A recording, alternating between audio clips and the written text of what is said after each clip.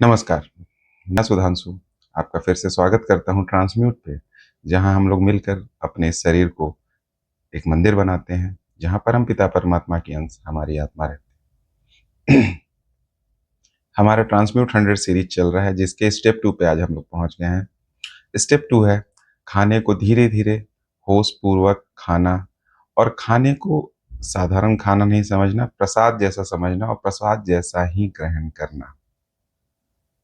पिछले स्टेप में हमने देखा था कि जल ही जीवन है, जल ही हमारे शरीर का 72% हिस्सा कवर करता है।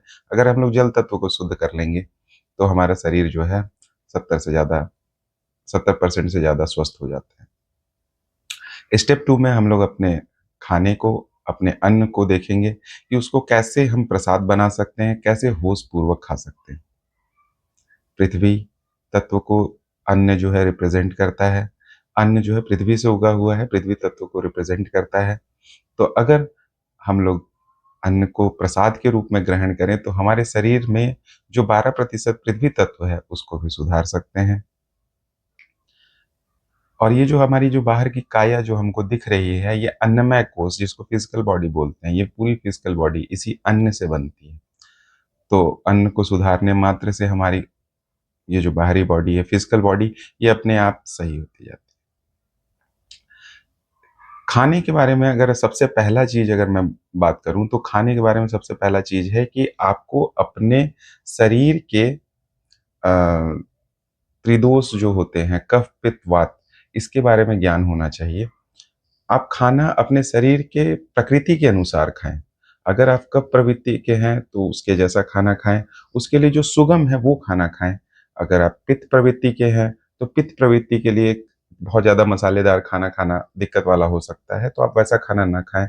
अगर वात प्रवृत्ति के हैं, तो बहुत ज़्यादा सूखा ड्राई खाना ना खाएँ, जिससे आपको दिक्कत हो सकती है। तो सबसे पहले खाने के बारे में ये जानना ज़रूरी है कि आपकी प्रकृति कैसी है, आपकी बॉडी की प्रकृति कैसी है, आप वो खाना खाएँ।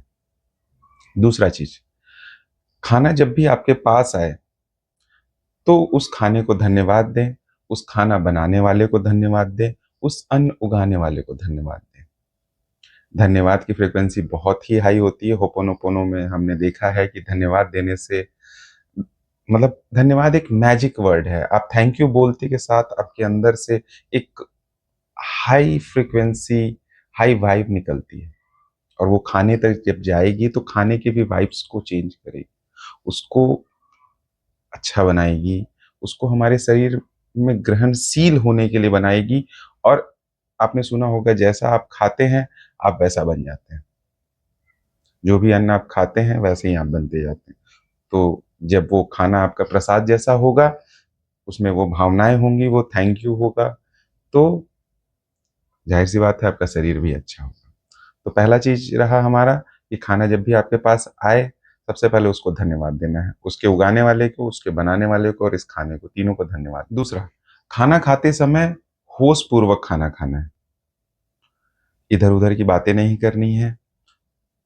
आराम से शांत चित्त होके धीरे-धीरे चबा-चबा के आप आराम से खाना खाएँ। इधर-उधर की बातें ना सोचें। ऑफ़िस में जो भी लड़ाई-झगड़ा, जो भी क्लेश चल रहा हो या घर में कुछ जो भी क्लेश चल रहा हो, उन सब चीज़ों को थोड़ा देर के लिए छोड़ दें।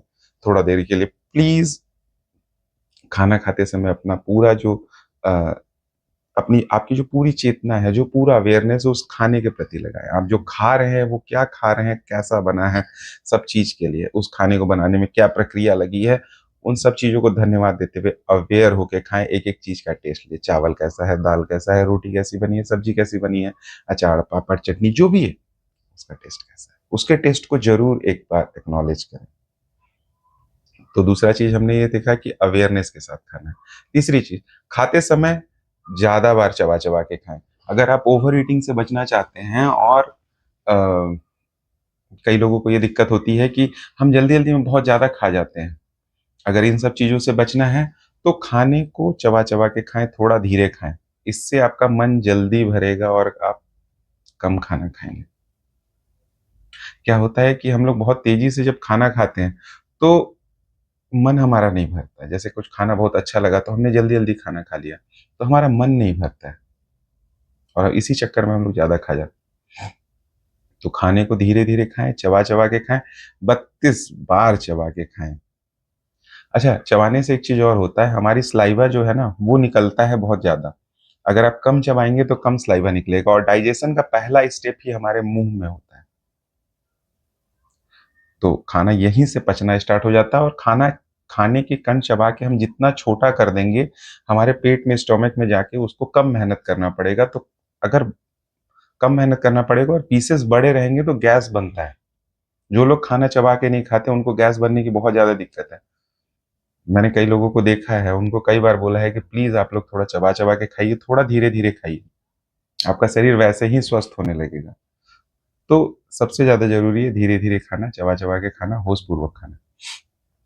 चौथी चीज़ जिसके बारे में हम लोग ज़िक्र करने जा रहे हैं कि खाने को प्रसाद के रूप में समझना।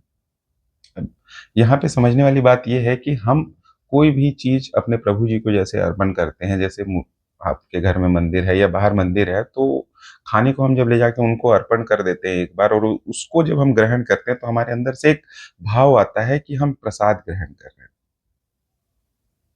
प्रसाद के लिए एक अलग ही भाव होता है, वो सभी लोग आप लोग जानते हैं कि प्रसाद के लिए क्या भाव होता है। तो ये जो खाना इतने मेहनत से आपके घर में बनाया गया है, इतने मेहनत से किसी किसान ने उगाया है, जो आपके घर तक आया है, क्या हम इस खाने को प्रसाद नहीं समझ सकते? क्या हमारे जो शरीर है, इस शरीर के अंदर हमारे परमपिता परमात्मा का अंश, हमारी आत्मा रहती है और ये शरीर पूरा मंदिर है।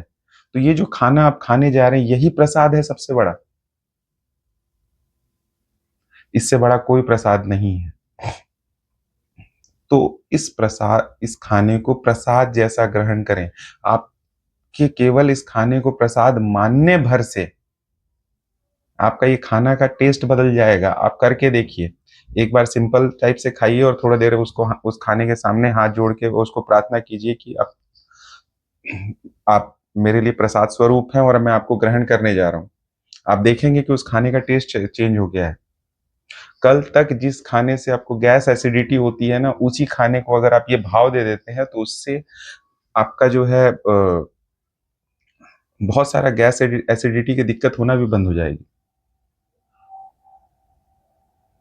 तो खाने के साथ प्रसाद जैसा भाव रखेंगे, तो ही आपके शरीर में वो अच्छे से लगेगा, ईज़िली डाइजेस्ट होगा। उससे जो सातों धातुएँ बननी हैं, रस धातु से लेकर के शुक्र धातु तक, लास्ट तक जो भी धातुएँ बननी हो, सारी बनेंगी, अच्छे से बनेंगी, शरीर आपका तंदुरुस्त रहेगा और सबसे बड़ा चीज़, अगर आपका खाना स्वस्थ है, तो आपका मन स्वस्थ रहेगा। क्योंकि हमारा जो मन है, वो डायरेक्टली प्रोपोर्शनल है हमारे गट हेल्थ के प्रति। अगर आपका गट हेल्थ अच्छा रहेगा, तो आपका मन हमेशा स्वस्थ रहेगा। आपको इधर-उधर की विचारें नहीं आएँगी, एंग्ज़ायटी एंग्ज़ायटी और डिप्रेशन की बहुत ज़्यादा दिक्कतें नहीं आएगी, आप स्लो डाउन नहीं महसूस करेंगे, आपको फटीग नहीं।